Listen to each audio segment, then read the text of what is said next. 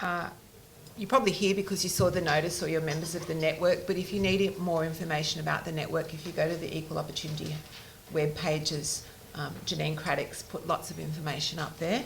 We have another star in Professor Brian Gaensler, who has also a huge bio notes. He received his doctorate from the University of Sydney in 1999. The thing that fascinates me about Brian is he actually got 100% in his honours thesis, which is like, I really think you should be put down if you do that, because some of us didn't quite manage to make the 100%. He was also Young Australian of the Year. He gave the Australia Day address to the nation. He's a Federation Fellow.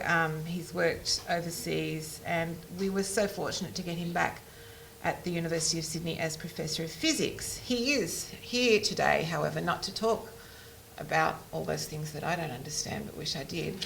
But he runs his research group and institute, or he and his colleagues endeavour to run it as a family-friendly organisation. And I know from some of the dealings that I've had with Brian that it is not just lip service, that they do really try to do that. And when I was communicating with him about this, I wanted to quiz him, and I hope that you will, about why he does this.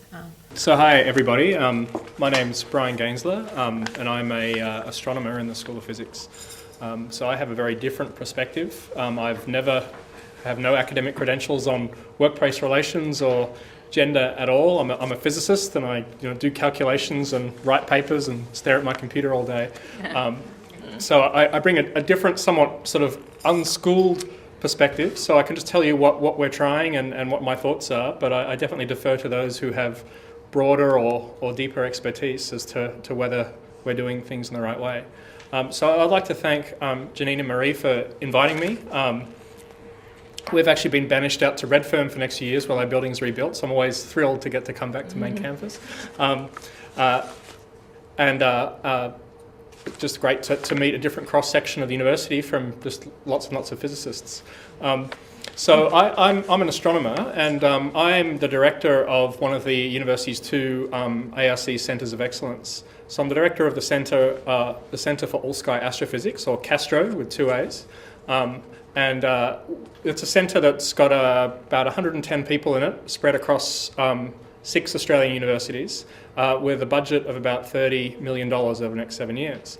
So when this landed in my lap, not only is this a chance to do some really exciting research that goes way beyond the sorts of projects you can do with one small grant, but being a scientist, I thought, wow, this lets me do some experiments, some social experiments that I couldn't otherwise do. So a centre of excellence is in the sort of grey area where all the people in it are employees of this or other university, and we have to have all the same rules and restrictions and policies and benefits. But it also is somewhat autonomous in some of the things that it does. And so given that I have my own little fiefdom of quite a manageable size, about 100 people, it allowed me to, in a sort of essentially an executive way, just without a long process of consultation, to introduce some policies and approaches and philosophies to see for myself whether they're effective or not. So a bit of background on myself is that I would argue that I've followed very much the prototypical sort of golden trajectory that a lot of people sort of look at and wish they had that CV, and that I did my bachelor's, my PhD, postdoc, permanent position without any career interruptions at all. I've never worked part-time. I've never had any substantial leave for personal or parental reasons. So I've never had to face the frustrations or challenges or discrimination that I hear happens across the higher education sector.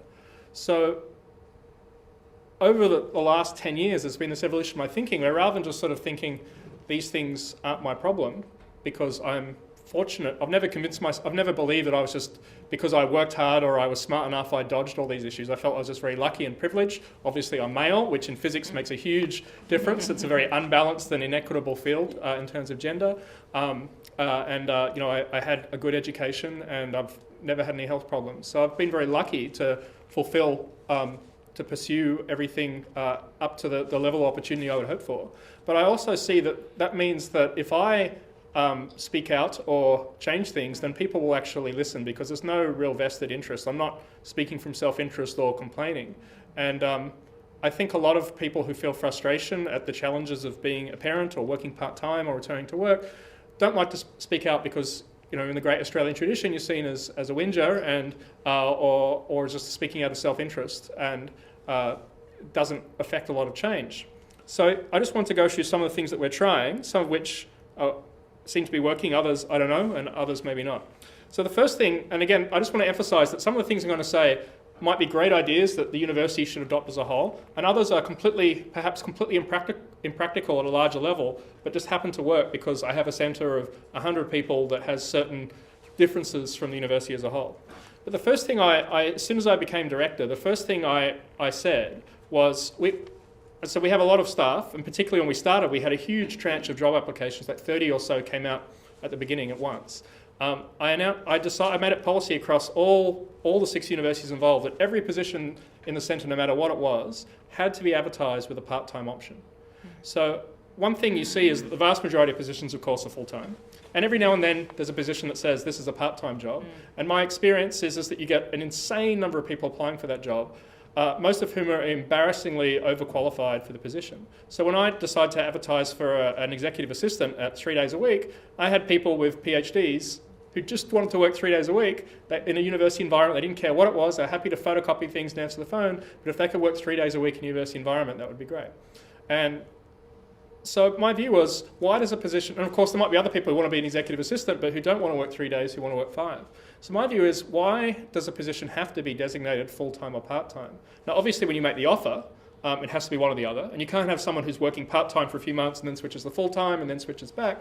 But until the point that you actually put it in the budget and make the offer, if you actually have a look at it, almost all positions within the university can be accommodated part-time. Now I commented to my chief operating officer of my centre that, well, this is within reason, you couldn't have the vice-chancellor being part-time, and her response was, why not? So I guess that's a whole other interesting discussion, but her view is very strongly, and I've come to believe it, that if you take it as a boundary condition that part-time is always an option, it's very hard to construct a case that a position cannot be part-time, particularly when you recognise that if you hire someone part-time, then that leaves you more money to hire somebody else, and you can actually have 2 people covering the job. So it's a requirement of every position in my centre, no matter what it is, if it's an administrative position or a senior academic position, that it has a standard phrase that says that this position is offered with a part-time option. Now, unfortunately, to my disappointment, it turns out that you can't offer part-time jobs to people coming from overseas because of visa restrictions. So it's restricted to people who have citizenship or residency.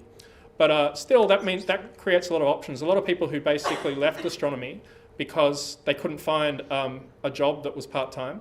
And we've actually been able to recruit 2 people, both women, who've returned to astronomy after being fed up with the fact that they couldn't be a part-time worker and be a research scientist. They've come back to astronomy because of that. And so overall, I think about 15% of our hires have some form of part-time option. We don't ask them why. They don't have to be a parent and I know I've never asked them. I know some of them are parents. Some of them have another job the other 2 days a week. And some of them just don't feel like working a full week. They can afford to work 3 days a week, and that's their preference. So I'd be interested to hear thoughts from Marianne or otherwise as to whether this should be focused on people with parental responsibilities. But my view is that it's not really any of my business. I just want to offer options to attract. I want the best people. We've made this claim to the government, we will be the world leaders. And if I'm excluding a certain fraction of candidates because I'm only saying this must be full-time or this must be part-time, then we're doing ourselves a disservice. The catch is, of course, is that I've written a job description that someone has to do a certain amount of work for the next 3 years. And if I hire someone part-time, then probably they're not going to be able to do what I thought they could do in that time. So why this works for us is because we can be flexible and move the deck chairs around and adjust our timelines to take into account that we got someone who has the right skills, but they're only working 3 days a week. In an academic setting or in a university setting, that will require more thought. But I think the point is it just requires effort on the employer's part. It's not a roadblock. It just requires you to actually think hard about the position. So I think that's the main core thing that we're trying in our centre.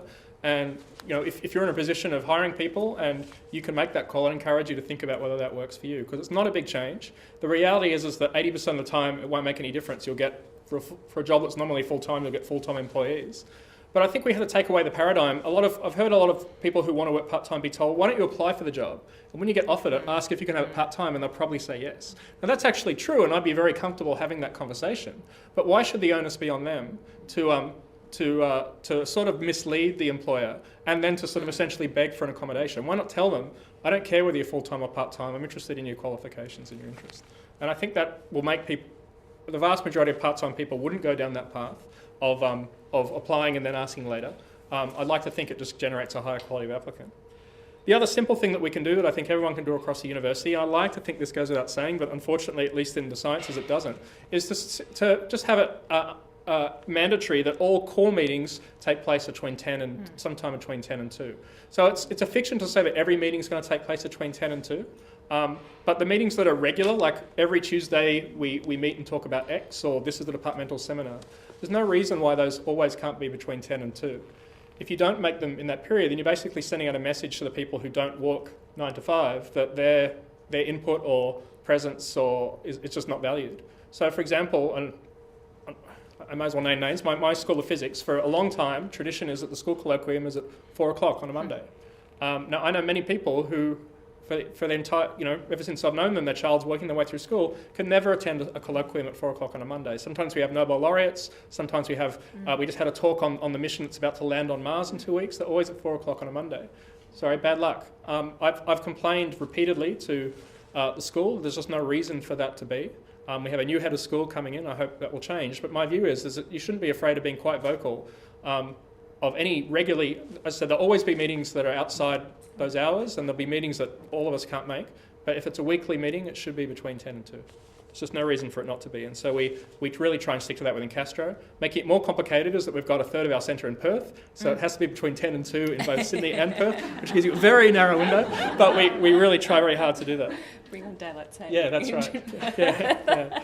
I say openly as school holidays are approaching that if you have children, and I know everyone dreads the school holidays and how you're going to survive them. We just got through another one. I can't believe the next one's already on the rise. But I say to everyone as the school holidays are coming up that I hope you're going to have some time off or do whatever you need to do or take some leave. But that if you're in that usual situation we're all in where you've got no coverage for your child or dependent and you have to work, I say I welcome your child in the workplace. If we've got a few kids coming together, we can put on a movie for them or something. I don't exclude the children from meetings. Obviously, if they're screaming and throwing tantrums, it's not a very productive meeting. But provided they can sit there quietly and draw or just interrupt their parent to ask them quiet questions, I don't have a problem in meetings. And actually, there was one treasure moment during school holidays where I and my chief operating officer and another member of staff, we had an iPad, we had one of those three-way headphones, and all three children were just sitting there watching some cartoon while the rest of us talked boring, budgets and all the rest of it. And it was after that meeting my son said to me, Daddy, I used to want to be an astronomer like you, but I realised that astronomy is just talking about money. So I think, I don't drag my own child into work to make a point, but obviously it sets an example that you're not letting the team down if you bring your child in. And if there are certain duties that you could not do with a child in the room, then we'll just find someone else to cover them that week. I actually, and this might be a bit controversial, but I actually actively discourage people working from home. I know that the view of working from home really encourages flexibility and allows people to juggle things. But my view is that once you start working from home, it's a very slippery slope for both me and for my employer, and that it just sort of feels like you're always available, and that just because your child wants to play with you or you've got something else to do isn't a barrier from you doing work. So I don't have a blanket rule. There are valid reasons for working from home. If you're waiting for the plumber to come and you don't tell you what time they come, then sure, work from home that day. But as a rule, I tend to discourage people from working from home because I'd rather they maintain that clear dividing line that once they're home, I can't touch them and they shouldn't have to read their email or meet deadlines and so on. I realise that's touchy, and there is a lot of value in working from home in certain situations. It's a case by case, but if people just make a general comment that they get more done at home or it's more convenient, I really work with them to try and find a way that meets the flexibility, but so that they can be in the office when they work. And a lot of science is about interaction and collaboration. It's not just about emailing me the job when it's finished. And so they're really losing something if I can't just wander down the corridor and draw something on the whiteboard with them. One thing that drives me crazy, and it always hits women, not particularly men, is you see a great press release or story. There was one in the Australian yesterday. They announced 200 future fellowships. They did a nice story on an epigeneticist at Victor Cheng, and the main point they made was that she has 2 children. Barely talked about her research. So Yahoo CEO yeah, she's pregnant. Yeah, pregnant, and no one ever introduces. Marie asked it this. No one ever introduces me as by my parentage. They talk about my research, but then someone else is speaking. It's like, and they have 3 children, or they're a great person. So when I hear an introduction like that in my centre or otherwise, or I get it in a reference letter that I've been asked for a job, or it's in press coverage, I actually make a point of picking the person up on it and saying, did you check with that person that they wanted their parental status noted? And was that really, could you have told the story without that? And I know it's common, and we sort of expect, the first question we ask is, wow, she's done all that, I wonder if she's a mother as well. I mean, it's human nature to wonder these things. But I think that it's a stereotype, an unconscious stereotype that's just so easily broken as soon as you realise. And once people point out that they do it, they just generally stop doing it. It's just something that people don't even think of doing. I think Julia Gillard would be pleased to hear that from Brian. Physics and science in general, I think, is very... there's this view that great research doesn't happen in this very forced environment where you sit down and say, what are we going to discover? And you often hear a comment that's, one of the best things I like about science is all the great breakthroughs actually happen over a beer after work. And that may be true, and certainly I've had some great ideas in just kicking around thoughts with people. A bit of alcohol never hurts. But I really try and break that paradigm because, again, it just excludes people who don't have the option, and I don't really have the option of, calling my wife and saying we're just going to go out for a few beers. Sorry, I'm going to don't know when I'll be home. It's not very fair on her. And so, while a lot of my younger people, that is how they interact, and they make friendships that will last the rest of their lives. I don't say to them don't go out after work, but I really discourage having some sort of after-hours social event. As that has some sort of research or centre branding on it. Sure, we have Christmas drinks and we have a dinner when there's a visitor, but I really try and break the paradigm that we won't have time to talk about this now, but why don't we kick around at 6 o'clock and grab a beer? Because it's basically saying that the people who can't go don't have a right to be part of that discussion. Whether we're not making key breakthroughs because of that, who knows? But I just find that I find very comfortable thinking that you have to be in a certain club in order to be able to participate in that discussion. I actually say, well, let's just do it over lunch instead. There's a pub just around the corner from where we work.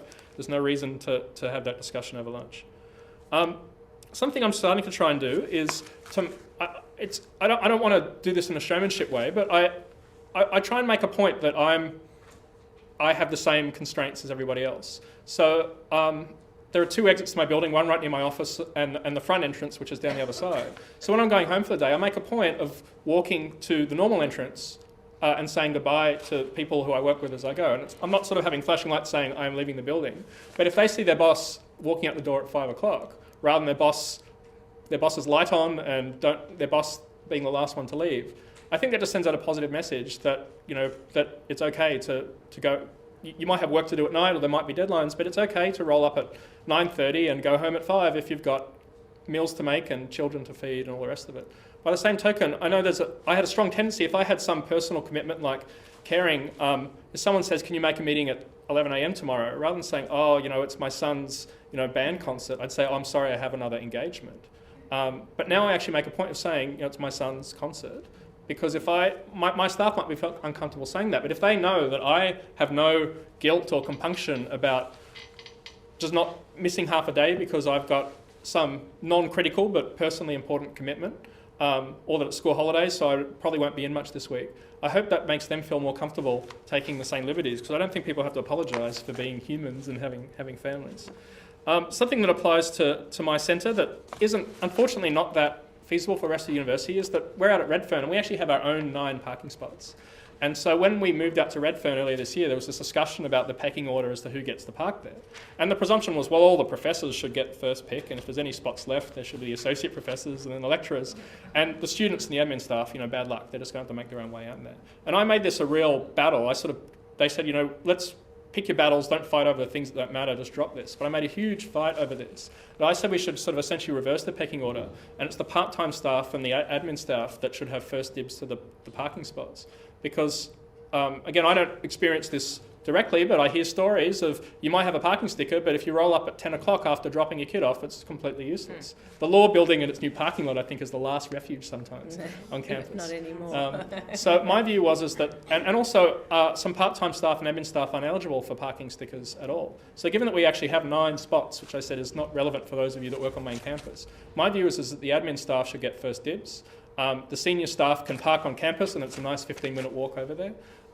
So we actually have a rule now that that the first if the parking lot full, it's the part-time staff and the admin staff who actually have priority, because some of them just would simply have no other way of getting to work, particularly given that they don't get to work till 10 or 10:30 if they've dropped their kid off at school out in the suburbs and they have to leave at 3. It just wouldn't be an option. I mean, they were able to find spots on main campus, but now that we're out there's no street parking in Redfern. They wouldn't be able to hold down this job and work the hours I need them to work if they didn't have that parking option. So it's not generally applicable to the university, but if you have any say over things like parking spots or desk space or that, just bear in mind that I think the usual traditional university pecking order can actually be upended without too many problems. A few more things. Hopefully most people are aware that there's generous provisions in the enterprise bargaining agreement for carers leave. A lot of people seem to think carer sort of implies some elderly parent on a life support system. I keep reminding my staff that carer means looking after somebody who's not well. So if you have to take your son to a doctor's appointment, that's please correct me, someone from HR, if I'm not correct, but my view is that that's a valid use of carers leave. And so I really point out to my staff that you don't have to take up annual leave or apologise. If you've got an ill spouse or child or parent, then just draw on the carers leave. And carers leave isn't something you have to take in some massive block. If you can't make it in today, then do so. I also make a point, again, because I've got enough weight to throw around being the director centre that people actually listen to me. I very vociferously oppose any events that are scheduled during the school holidays. Now, the reality is that it's going to happen. A lot of people make the case that that's the only time for certain things to happen because the rest of the time people are teaching. But what I hear as an academic over and over again is we pick an event and I say, oh, that's in the school holidays. And they say, oh, well, your family would love to come with you to wherever the conference is. And I think a lot of people believe that, but I think it's a bit of a fallacy in that my family are getting a bit sick and tired of spending their school holidays at conference. Sometimes it's fantastic. So there's one next year that for whatever reason is in the school holidays and it's in Uluru. Now, yes, I will be at some talks, but my family are more than happy to come along and go to Uluru. But that's not true. They do not want to spend every school holidays going to conferences. And we have to accept that there will be events during school holidays, but I think we should save those for the events for which there is no other option. And so there should be a lot of very strong pushback from anybody, regardless of how senior you are or whether you're a parent or not, when it comes to scheduling events during the school holidays. I mean, that, for better or for worse, it's, sometimes it's very special times, sometimes it's like a time of dread, how are you going to get through these 2 weeks? But for better or for worse, I think you should give people the choice and not basically just block things in if it's a normal week.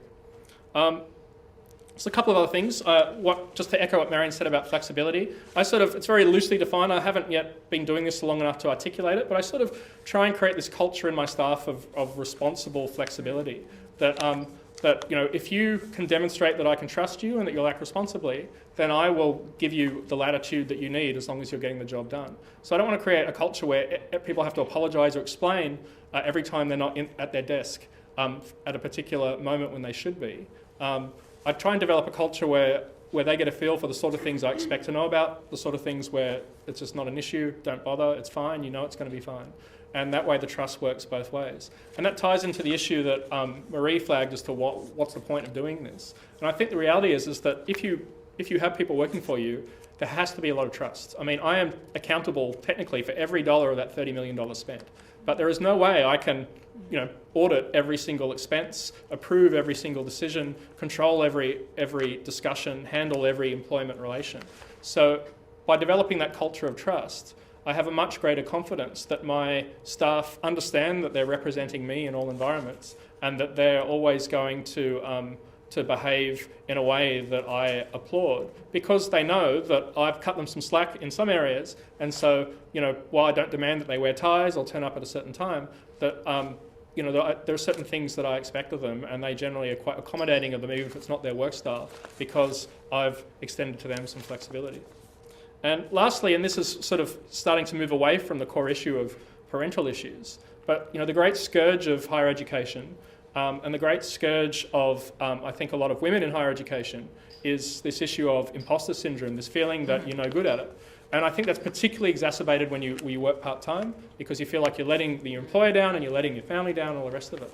So it kills me to know that a lot of my part-time staff and a lot of my staff with children go through their whole work thinking that they're just no good at what they do, and if only they could have had those opportunities, they could do all these things. And so I think as an employer, it's really important for me to speak openly about imposter syndrome, to make it very clear to them that I suffer from imposter syndrome too, that it's a disease that has a label, and then as soon as you put a label on it and you realise that 75% of the people around you suffer from it too, and to also point them to the resources that can help them accept this and manage this. So I think, rather than just sort of giving people a pep talk and saying, I believe in you, I think it's better for them to know that we all have these doubts, regardless of whether we're working a full week or part of the week.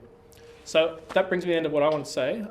Just sort of a random grouping of tips and thoughts. But I hope that some of these resonate. And if you're in a position to manage people or to talk to your manager, these are very simple, ground-up sort of things. Marion sort of talked about the top-down things, so the policy-wide things. But I think that in the same way, sort of middle managers and junior people can work from the bottom. Some of these are very minor changes. They don't impinge on salaries or employment conditions or EBA. But I think they make a big difference, and they send out a real positive message.